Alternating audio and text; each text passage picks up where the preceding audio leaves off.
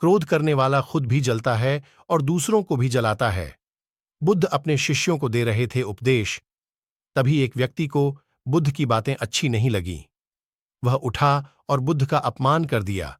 बुरी बातों को बार बार याद करने से हमारी परेशानियां बढ़ती हैं, मन अशांत होता है। इसीलिए दुख देने वाली बातों को भूलकर आगे बढ़ना चाहिए। इस संबंध में गौतम बुद्ध का एक प्रसंग प्रचलित है।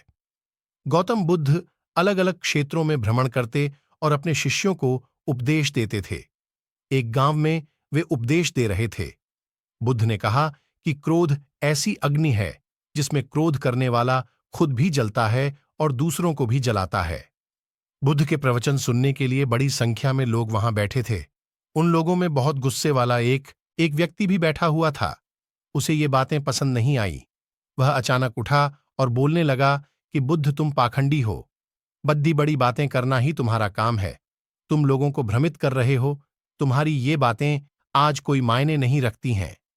व्यक्ति लगातार बुद्ध को अपमानजनक बातें सुना रहा था। वहां बैठे सभी लोग ये देखकर हैरान थे कि बुद्ध ये सब शांति से सुन रहे थे, लेकिन कुछ बोल नहीं रहे थे। क्रोधी व्यक्ति बुद्ध को शांत देखकर और ज्यादा क्रोधित हो गया। वह बुद्ध के पास गया और उनके मुंह पर थूककर वहां से चला गया। घर पहुंचकर क्रोधी व्यक्ति का मन शांत हुआ तो उसे अपने की पर बहुत पछतावा हुआ। वह बुद्ध से क्षमा मांगने पहुंचा, लेकिन उस गांव से बुद्ध पड़ोस के गांव के लिए निकल चुके थे। वह व्यक्ति बुद्ध को खोजते हुए दूसरे गांव में पहुंच गया। वहां व्यक्ति को जैसे ही बुद्ध दिखाई दिए, वह उनके चरणों में गिर गया और क्षमा मांगने लगा। बुद्ध ने उस व्यक्ति से पूछा, तुम कौन हो और क्षमा क्यों मांग रहे हो? उस व्यक्ति ने कहा, क्या आप भूल गए?